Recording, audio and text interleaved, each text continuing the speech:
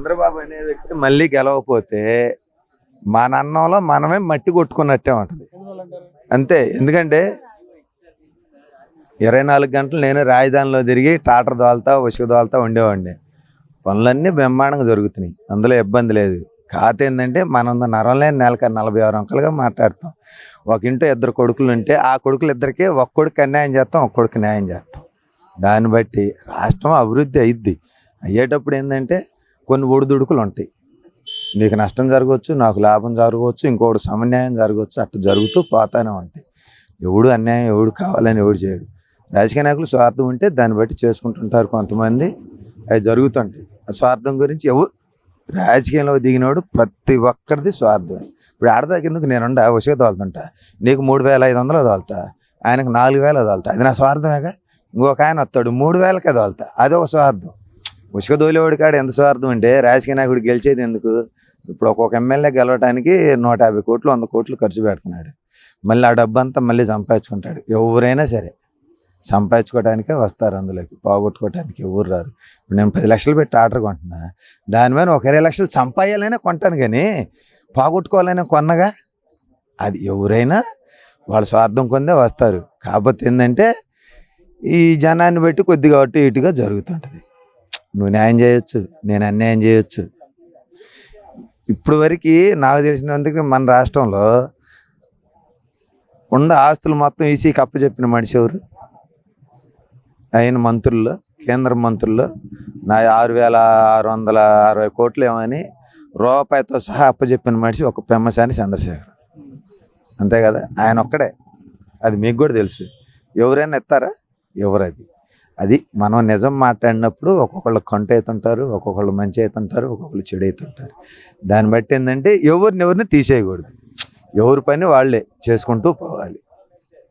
ఇంతకుముందు 5 సంవత్సరాలు వచ్చేదోలే, ఇవాళ పాసుకొచ్చి ఇవాళ అమ్ముడు బాకపోతే తెల్లారి ఆ బండి కేసే, బిల్లు మీద పాసుకొస్తాం. ఇది అక్రమ ఉసుక అని చెప్పని కేసు పెట్టి లోనేస్తారు. అది నేనే అనుభవించా, నా బండే జరిగిందట. 2 నెలలు స్టేషన్లో ఉంది, 2 లక్షలు ఖర్చు అయింది. అప్పుడు ఉసుక తోలాలంటే 102. ఇప్పుడుంది పాసుకొచ్చి ఆడ పెట్టుకొని రేపు పోయినా ఎల్లుండి పోయినా అడిగేవాళ్ళు ఉండరు. అది ఏదన్నా పని ఉండి ఆగిపోతాం, ఎప్పుడు పోయినా అడిగేది లేదు. అప్పుడు అట్ట కాదు, వస్తే కార్చామా ఆడేసామా. లోడ్ ఆడుతుందనుకో, ఆ డేట్ మారితే తెల్లారి కేసే. ఎందుకంటే బిల్లు అది నిన్నటిదిగా, అది అక్రమ ఉసుకగా నిన్నటి తీయాలి, ఇప్పుడు దాకా ఎందుకు కొంచెం కారవలేదుగా అంటారు. అట్ట ఏంటంటే నల్లబాడు పోలీస్ స్టేషన్లో నా బండి 2 నెలలు ఉంది, ఆ కేసు కట్టి అట్ట అయ్యాయి అన్నీ. అందుకని ఏంటంటే ఎవరి స్వార్థం వాళ్ళకే ఉంటుంది, కానీ జనాన్ని ఇబ్బంది పెట్టకూడదు అనేది నా పద్ధతి. అంతేగాని ఇది ఎవరిని నేను కించపరిచి మాట్లాడింది కాదు. ఒక రైతు బిడ్డగా నేను చెప్పేది. ఇప్పుడు ల్యాండ్ కూలింగ్లో పోతే ఇప్పుడు మా మిస్సెస్ కూడా 2 ఎకరాలు ఉంది, అది కూడా బాధని నేను అంటలా. బాధ్ది న్యాయం చేస్తాడనే నమ్మకం, కానీ న్యాయం చేస్తాడని మునిపిచ్చారు. జగన్ బాగా చేస్తాడని ఇచ్చారు. జగన్ 3 రాజధానులు అన్నాడు, ఒక్క పని చేయలేదు. ఏడు మొత్తం గొల్లైపోయింది. ధర్నాలు చేసి, ఆ ధర్నాల్లో నేను కూడా ఉన్నా. ఢిల్లీ కూడా పోయా నేను ధర్నాకి.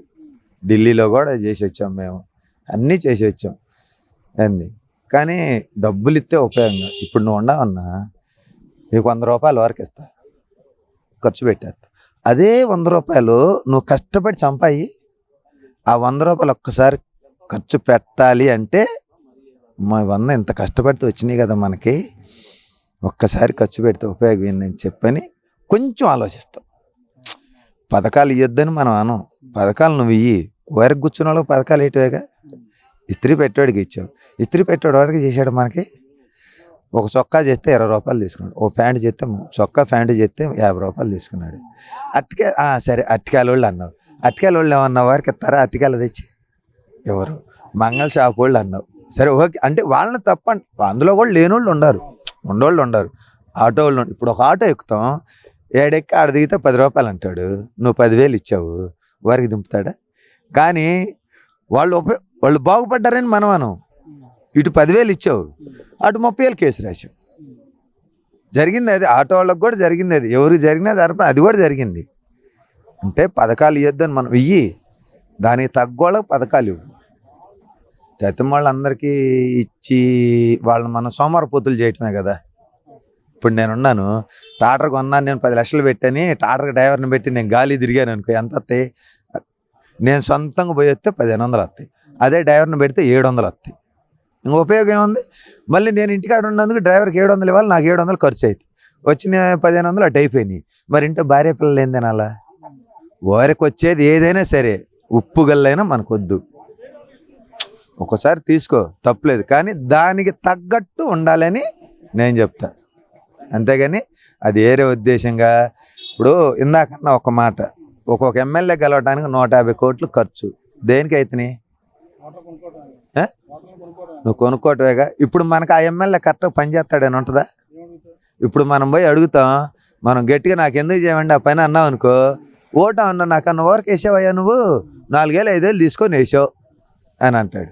ఇంక మనం తలకాయ ఎక్కడ పెట్టుకోవాలా? అదే ప్రతి ఒక్క పౌరుడికి నేను చెప్తున్నా, నువ్వు డబ్బు తీసుకోకుండా ఓటు వెయ్యి. అది ఎమ్మెల్యే కాదు, ఎంపీ కాదు, సీఎంనైనా పిఎంనైనా సరే చొక్కా పట్టుకొని నిలేసే ధైర్యం మన కాడ ఉంటుంది. మనం ఎప్పుడైతే ఆ డబ్బు తీసుకొని మనం ఓటేస్తామో మన క్యారెక్టర్ని మనమే కించపరుచుకొని ఇది చేసినట్టు మనం. అది నేను అనేది ఏంటంటే, అది డబ్బు తీసుకోవటమే పెద్ద నేరం. వాళ్ళు గెలవరని వాళ్ళకి తెలిసే వాళ్ళు డబ్బులు ఇచ్చి గెలిచేది ఎవరైనా సరే. అంతేగాని ఇప్పుడు తెలంగాణలో ఒక ఆయన ఉన్నాడు, 5 సార్లు ఎమ్మెల్యే అయ్యాడంట. ఆయన పేరు ఏదో ఉంది, గుమ్మని నర్సయ్య, గుమ్మని నర్సయ్య. మరి 5 సార్లు ఎమ్మెల్యేగా గెలిచాడంట. మరి ఆయనకి ఇవాళ ఒక్క సైకిల్ తప్పితే ఏమి లేదు, ఒక అడావుడు లేడు, బాడీ గార్డులు ఏమి లేదు, చిన్న ఇల్లు, ఇంద్రం ఇంటో అంటున్నాడు. మరి ఆయనకి లేనిది మనకెందుకు? ఏనా, నేను చచ్చిపోతా నేనే ఎత్తపోను, నువ్వు చచ్చిపోతా నువ్వేం ఎత్తపోవు. నీ ఒంటి మీద 100 చర్యలు బంగారం ఉంటుంది, చచ్చిపోతావు. నా ఒంటి మీద 200 చర్యలు ఉంటుంది, చచ్చిపోతావు. ఉంచుతారా? ఇదిగో ఏదో ఇంత పొలుకు ఆ తులసాకులో పెట్టి పెడతారు, ఇది చేస్తారు, మొత్తం వాళ్ళే. చచ్చాడరా నా కొడుకు, ఓ హాయిగా మనం తిందాం అనుకుంటారు. అందుకని నేను చెప్తుంది, అది రాజకీయంలో ఉండాలి కానీ సామాన్యుల్ని ఇబ్బంది పెట్టకూడదు. అది ఎవరైనా సరే, ఎమ్మెల్యే అయినా, ఎంపీ అయినా, సీఎం అయినా, ఒక ఆర్డీఓ అయినా, ఎంఆర్ఓ అయినా, పోలీసులు అయినా, ఎవరైనా సరే. అంటే వీళ్ళు ఇబ్బంది పెడుతున్నారని మేము అంటలా, అది నేను ఒక సామాన్య పౌరుడిగా నేను చెప్పే మాట. అది ఇప్పుడు ఏడాదికి ఎందుకు, ఒక పొలం పైన మీద 2015 నుంచి తిరుగుతున్నా, ఇంతవరకు గాల. అప్పుడు చంద్రబాబు నాకు అయిద్ది అనుకున్నా, కాల. జగన్ వచ్చినాక మొత్తం కుమ్మదుమ్మలు అయిపోయింది. మళ్ళీ ఇప్పుడు కానీ ఇందులో కొంతమంది రెవెన్యూలలో కొంతమంది ఉన్నారు, అంతా అయిపోయింది. ఇంకో 10 రోజుల్లో మొత్తం సెట్ అయింది అనుకున్నాక ఒక ఎంఆర్ఓ, ఒక ఈఆర్ఓ చేసిన పనికి జీవితాలే పోయినాయి. ఇప్పుడు తల్ల కిందలే అయినాయి.